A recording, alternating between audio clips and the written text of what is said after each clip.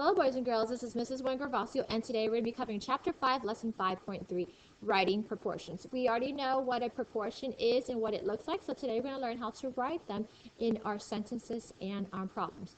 Reference pages to this can be found on page 180 and 181. As a reminder, don't forget to take down all the notes you see in today's video for full points. Okay, let's go ahead and get started. We're going to go ahead and talk about something that's really important. Things to remember when writing a proportion, or something to remember. Okay, so you must have the same units on both sides. So please make sure you copy the whole entire slide on this page. So if you notice here my example, I'm going to go ahead and box it so you can see. If you can box it as well, that would be great. I have here, it says 2, 6, and 3 over x. This 2, 6 has 2 ringtones and $6. This has 3 ringtones and x dollars. Notice that my ringtones are my units, and if ringtones is on the left here on top, on the right it also needs to be on top. Notice my dollars is on the bottom here, so when I do my other ratio it needs to be on the bottom. So you must have the same units on both sides. So make sure that when you're writing your proportions in today's lesson that the units match up side to side. Okay? All right, let's go ahead and see if you remember what I just said and do example number 1. We're going to write a proportion here. So it says, a chef increases the same amounts of ingredients in a recipe to make a proportional recipe. So it seems like they have an original recipe right here, and now they want to increase it because maybe more people is coming to their dinner.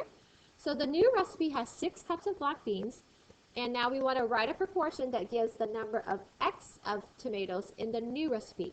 So 6 black beans is for the new recipe, but we don't know how many tomatoes we need for the new one. Let's look at the old recipe. So I'm going to go ahead and label this old as our old recipe.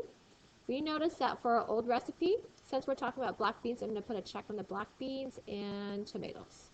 So our old recipe calls for 1.5 cups of black beans. So I'm going to put B for beans.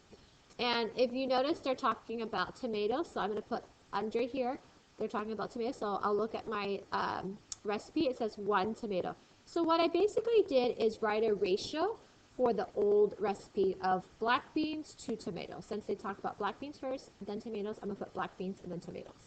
Now for my new recipe, it seems like we're going to be using, let me go ahead and put new, 6 cups of black beans. So remember, when I said we're writing proportion, if we have beans on top here, beans has to be on top over here. So beans here. And then since we have tomatoes in the bottom here, tomatoes in the bottom here. Now the new one is in our information here that we have. So 6 cups of black beans should go on top for black beans. And the tomatoes, I don't know how many that is, so I'm going to put X. So X tomatoes. So now we have what is called a proportion. This is just the proportion part. Now later on, I'm going to show you how you can solve this. So this is just writing a proportion, setting up one ratio here and one ratio here. The old information with the new information. Okay? All right. Let's go ahead and have you try then on your own these two sentences. Go ahead and read what it says. And for this, you're just going to write a proportion. You're not solving, just writing a proportion. So go back to this recipe if you need for this on your own, which you do, and see what it is that you are solving for. In this case, it's still tomatoes. In this case, it's water. All right? All right, example 2. Now that we know how to write a proportion, so here's a proportion, we are going to go ahead and solve it. Now, a proportion sometimes might have a missing information. So if you notice here at the top, there is missing information right here. We don't know the top of this.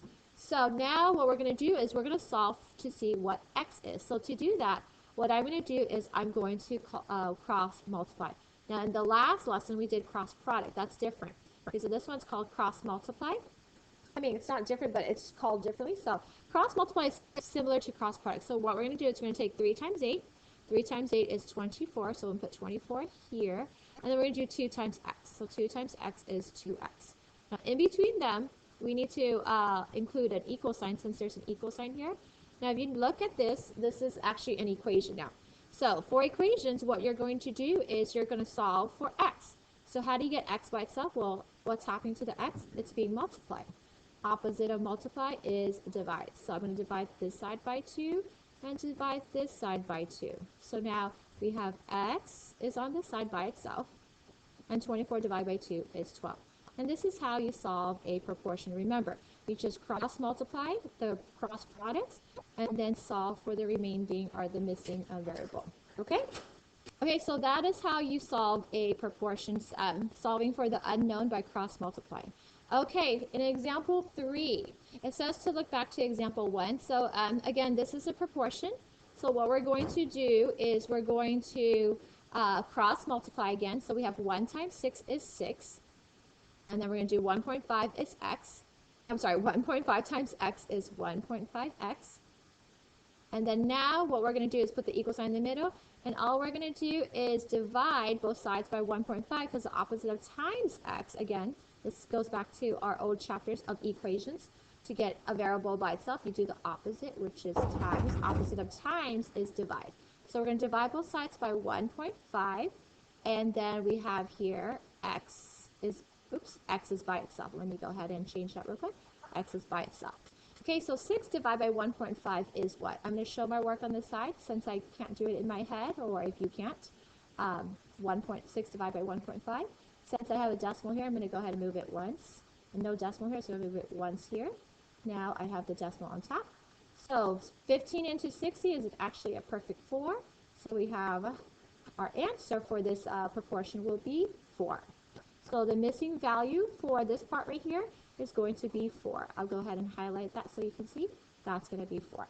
Okay, so that's how you solve a proportion. What I need for you to do now is go ahead and on the same paper as the on your own on the other page, if you can do problems 3, 4, and 5. What you're solving for is the missing value of the second ratio right there by cross multiplying.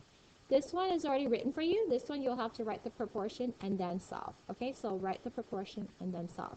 Again, if there's any questions from today's video or lesson that you didn't understand, please ask me tomorrow in class and I'll be more than happy to answer them. Okay, last thing you need to do for me is the exit ticket as well. So go ahead and do this on the same paper as the on your own. Again, I'll answer any questions you have tomorrow. Have a great day. Bye-bye.